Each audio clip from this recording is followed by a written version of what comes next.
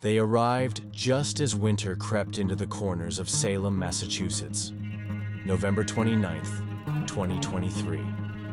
The fog was already settling when the young couple stepped into their new apartment. Wide-eyed, newly married, they carried more hope than boxes.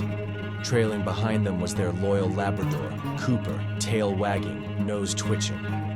He seemed to sense something unseen, a subtle shift in the air, a premonition of the dread that awaited them. The landlady greeted them with a warmth that felt too polished, too brittle. Her smile never quite reached her eyes, which held an unsettling glint. She was overly glad to see them, almost desperately so. "The place has been empty for too long," she purred, her voice a low murmur. "The walls miss laughter. It's good to hear footsteps again." Her words, meant to reassure, only deepened the creeping unease. The apartment itself was lovely, in a way that felt profoundly wrong. Clean, cozy, almost staged, as if awaiting an audience. But it wasn't empty. There were toys on a shelf, a child's doll, a tiny plastic bicycle, and a delicate floral headband placed gently beside them. It felt like someone had just stepped out for a moment, and never, ever came back. The first night, they heard it. A soft, rhythmic sound, wheels turning, the gentle creak of rubber circling the living room floor, a small bike slowly moving on its own. He got up, thinking it was the dog, but Cooper wasn't there. He was curled up at the foot of the bed until he wasn't. Suddenly, the Labrador ran out, barking violently at the phantom bicycle. They tried to brush it off, maybe the cold, maybe just nerves. But at 2:03 a.m. she woke up. Something pulled her eyes toward the frost-covered window. And there, a handprint. Small, fragile, pressed from the outside as if a child peered in. She woke her husband in a panic. By the time he looked, it was gone, the fog swallowing any proof. "Just condensation," he mumbled. "Go back to sleep." But sleep didn't come. The next night, while her husband dozed off, she stayed up watching TV. And then she felt it. The other side of the couch dipped, as if someone had sat beside her, a silent, unseen companion. She didn't move, didn't breathe, until a knock came. The landlady, smiling. Again. Her eyes still too wide, asking, "Everything all right, dear?" She nodded, but her hands were shaking. The old woman left without another word, but that smile lingered in the hallway long after she was gone, a chilling afterimage.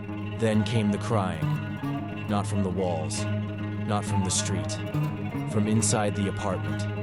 Soft, choked sobs. A little girl, weeping in the dark. The sound was heartbreaking, yet terrifying.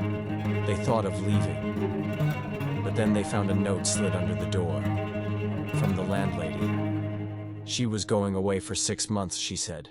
No visits, just pay rent online. At the bottom, a strange message. Be friendly. Be there. Something was wrong. Deeply, dreadfully wrong.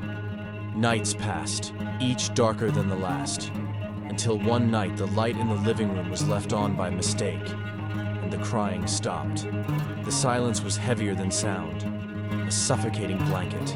When they switched it off, the crying returned, this time louder, and the dog started barking, a frantic, desperate sound. He ran out to check and saw her, a little girl, maybe 7, running toward the bike, her face soaked in tears, and then gone, vanished as soon as the light turned on. He couldn't deny it anymore. The next day, he went to a church nearby, found a priest. When he said the address, the priest froze, his face paling. There was a girl, he said, his voice hushed. She died in that apartment years ago, fell down the stairs.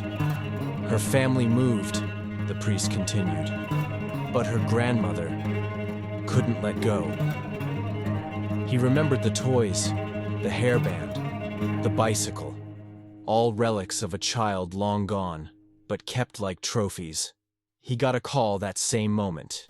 His wife, in the hospital, not out of fear, but joy. She was pregnant.